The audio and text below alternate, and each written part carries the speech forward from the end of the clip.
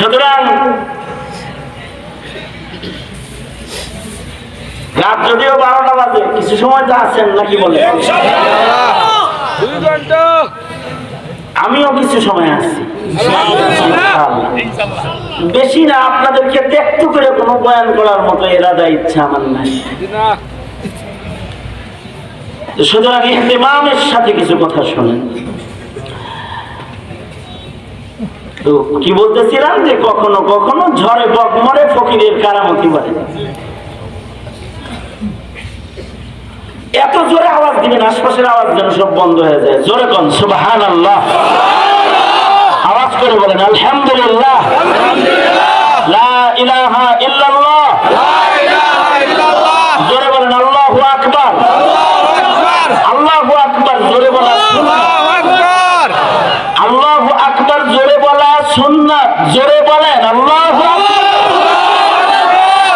আরো জোরে আল্লাহু আকবার। আল্লাহু আকবার জোরে বললে ঈমান বৃদ্ধি পায়। বলেন আল্লাহু আকবার। আল্লাহু আকবার জোরে বললে শয়তান দূরে যায়। বলুন আল্লাহু আকবার। মাশাআল্লাহ। তো হযরত আবু বকর বলে, গোলাম এত সুন্দর খাবার কই থেকে আনলা? কয় হঠাৎ করে আমি মন্তর করে একজনের ফু দিছিলাম, ভালো হয়ে গেছে। কবে দিছিলাম? জাহিলিয়াতে। তার মানে হলো আমি মুসলমান হওয়ার আগে, মুসলমান হওয়ার আগে ফু দিছিল আর ভালো হয়ে গেছে। বিসমিল্লাহ বলে ফু দিছিল। বিসমিল্লাহ বলবো করতে, আমি তখন তো আল্লাহরে চিনি না। তাহলে তুমি গায়রুল্লাহর নামে ফু দিছিলা? কয় হ। গায়রুল্লাহর নামে ফু দিছিলা আর রোগী ভালো হয়েছিল, সেই রোগী এই খাবার তোমার হাতিয়ে দিছে? কয় হ। আর ওইটা আমারে খাওয়াইতে আনছো? আবু বকর বলে, এই খাবার আবু বকর খাবে না। এক আধ লোকমা যেটা খাইছে, হিলিয়াতুল আউলিয়া কিতাবের ভেতরে আছে, হযরত আবু বকর নিজের মুখের ভেতরে আঙ্গুলি দিয়া বমি করা শুরু করেছে। 3 দিনের না খাওয়া আবু বকর একটা গোশতের টুকরা, রুটির টুকরা পেতে গেছে, এইটাকে বের করার জন্য আঙ্গুলি দিয়ে খোঁচাইতেছে। না খাওয়া পেট থেকে বমি হয় না, পেটে কিছু নাই। হযরত আবু বকর বেশি করে পানি পান করলেন, পেট ভরে পানি পান করে তারপরে হযরত আবু বকর মুখের ভেতরে আঙ্গুলি দিয়ে খোঁচাইতে লাগলেন।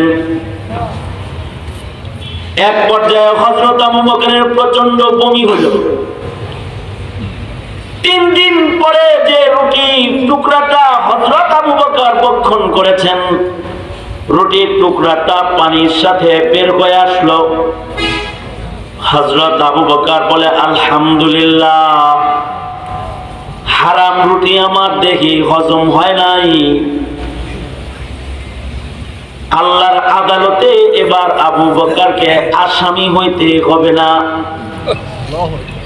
এক টুকরা হারাম রুটি আবু বকর পেটে হজম করতে পারে নাই, যে মহাশক্তির কারণে সেটা হলো আল্লাহর ভয়। আল্লাহর ভয় আবু বকরকে একটা রুটির খণ্ড হজম করতে দেয় নাই। আবু বকরও মুসলমান আর আমরাও মুসলমান। আমরা পূজার প্রসাদ বরকত মনে করে আমাদের সন্তানরা খায়, হজম হয়। মুসলমানের ঘরে সুদ যায়, হজম হয়। ঘুষ খায়, হজম হয়। হারাম খায়, হজম হয়। তারা হারাম ভক্ষণ করতে পারে, অভাব হলো আল্লাহর ভয় নাই। আর আবু বকর এক টুকরা রুটি হজম করতে পারে নাই, কারণ হলো আল্লাহর ভয় আবু বকরকে এক টুকরা রুটি হজম করতে দেয় নাই। হযরত ওমর রাদিয়াল্লাহু আনহু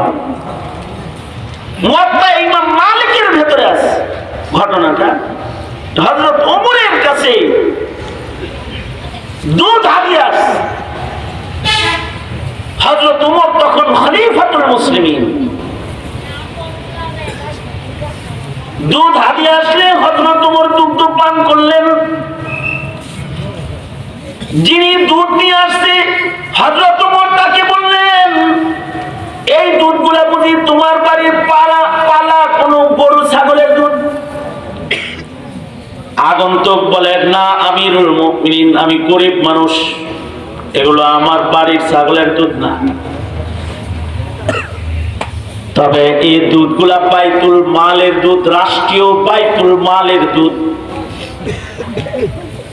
বাইতুল মালের উট ছাগলের দুধগুলো প্রতি সপ্তাহে যে দরিদ্রদেরকে বন্টন করা হয়, সরকারি বাইতুল মালের দুধ এই সপ্তাহে আমি পাইছি। আমি গরিব মানুষ, কোনদিন আমিরুল মুমিনিনকে কিছু খাওয়াইতে পারি না, যেহেতু আমার বাড়িতে ভালো দুধ গরম হয়েছে।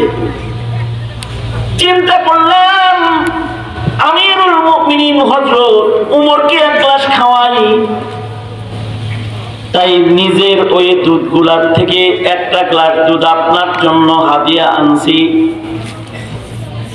অসুবিধা নাই আমিরুল মুমিনিন, আমার জন্য সাদাকা, আপনার জন্য তো হাদিয়া, আপনি খায় ফেলেন। ফতোয়াও দিয়ে দিছে, ফতোয়াও ঠিক আছে, হযরত ওমরের জন্য এই দুধ খাওয়া হারাম কিছু না। কারণ হযরত ওমরের কাছে দুধগুলা হাদিয়া গেছে।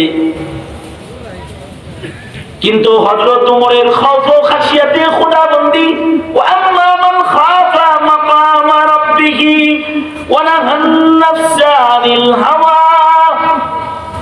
হযরত ওমর সাথে সাথে বললেন, না না, এই দুধ আমার পেটে রাখা যাবে না। হযরত ওমর বললেন, তাড়াতাড়ি পানি আনো।